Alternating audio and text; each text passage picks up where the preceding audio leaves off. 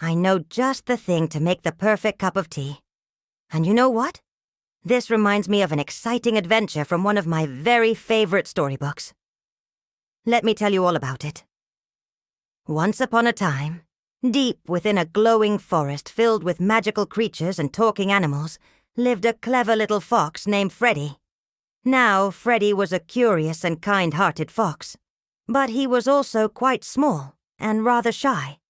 Every year on the longest night of the year, all the animals in the glowing forest gathered together for a spectacular event known as the Firefly Festival.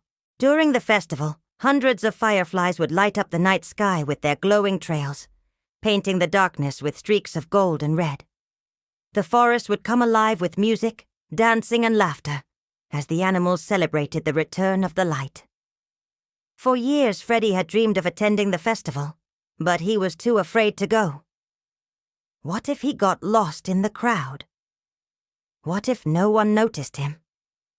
He worried that his small voice would get lost in the forest, and that his tail wasn't bushy enough, or his fur wasn't as red as the other foxes. So he stayed hidden in his den, while the forest echoed with the joy of the Firefly Festival. But this year, something magical happened that made Freddy change his mind. One evening, as Freddy was gathering berries near his den, he heard a tiny voice calling for help. "Please, please help me," it cried. And there, fluttering nearby, was a little firefly. Her light was flickering and fading fast. "I'm Luma," she whispered to Freddy, "and I need your help. Will you come with me?" Without asking any questions, Freddy nodded, and together they flew deeper into the forest. As the light from the sky began to fade, Luma led Freddy through moonlit meadows and over silent streams. All around them, the forest animals were getting ready for the Firefly Festival. Fireflies twinkled in the trees, crickets chirped a lively tune, and the air was filled with the scent of pine and magic. "Where are we going?" Freddy asked Luma, his heart pounding with excitement and a little bit of fear. Luma turned to Freddy and explained, "Our Queen Firefly has lost her glow. Without her light, the other fireflies can't light up the sky. And without the fireflies, the festival can't begin. The whole forest will be plunged into darkness. And that's why I called you for help, Freddy. You have to help the Firefly Queen regain her glow so the festival can go on." Freddy felt a little scared, but he knew he had to try. "What do I do?" he asked. "Luma." She pointed her fading light toward a clearing ahead. "There's the Firefly Queen. Please help her, Freddy. Our forest needs your help." With that, Luma flew off to join the other fireflies, and Freddy took a deep breath and walked into the clearing. In the center of the clearing sat the Firefly Queen on a mushroom twice as tall as Freddy. Her light, once a brilliant gold, was now a faint glimmer, and her wings drooped with sadness.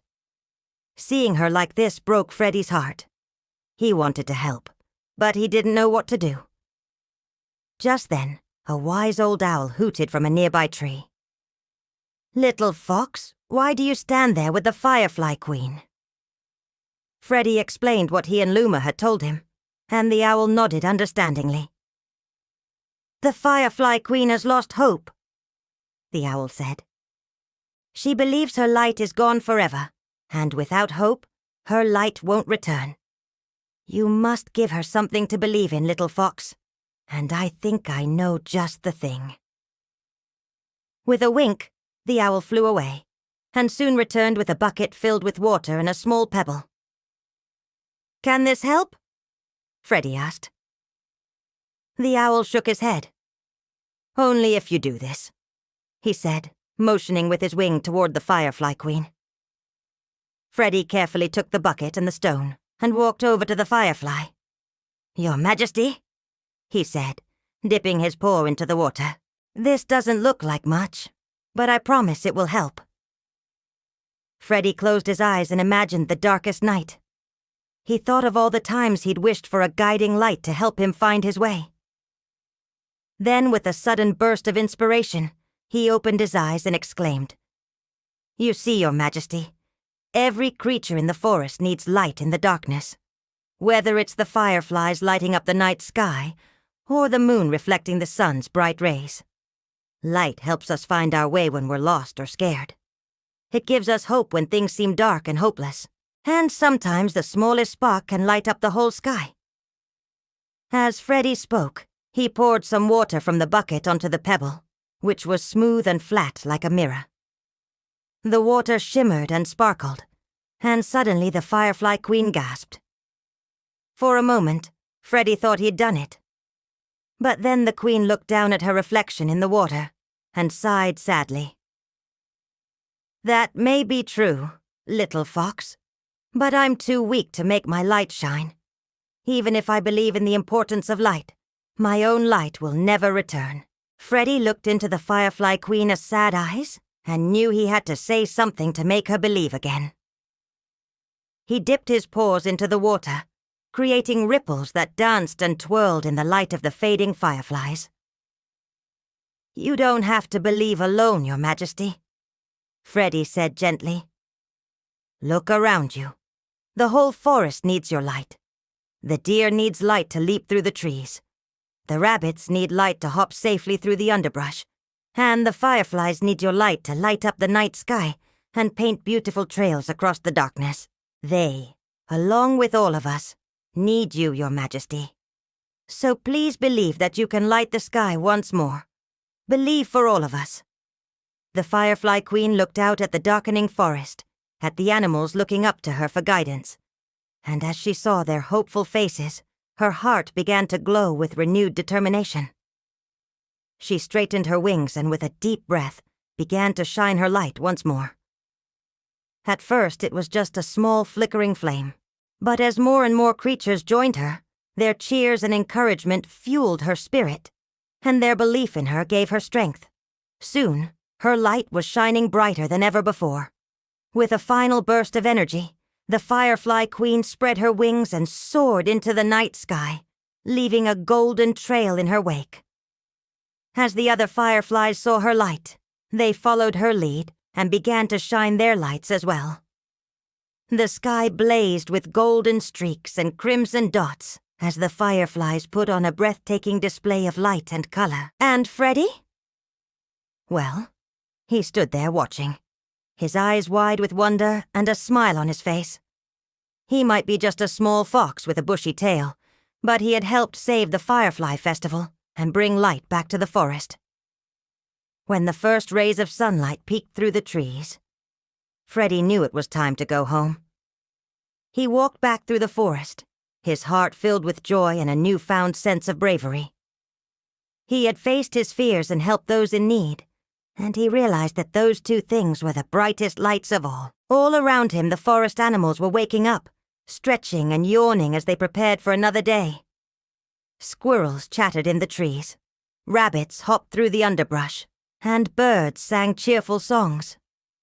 As Freddy approached his den, he noticed something strange. A small crowd of animals had gathered outside his home, and they were all looking at him with admiration and gratitude. "Freddy, you saved us," a rabbit said, his nose twitching. "We couldn't have lit up the sky without your help," a squirrel added, scampering down a tree. Freddy blushed at the praise, and he couldn't help but feel a sense of pride. He had done something important, something that had brought light and hope back to the glowing forest. From that day on, Freddy was a hero in the glowing forest. He continued to use his cleverness and kindness to help others, knowing that even the smallest spark could light up the whole sky. And that, my dear Toto, is the story of how a little fox with a big heart helped save the Firefly Festival and brought light back to the glowing forest.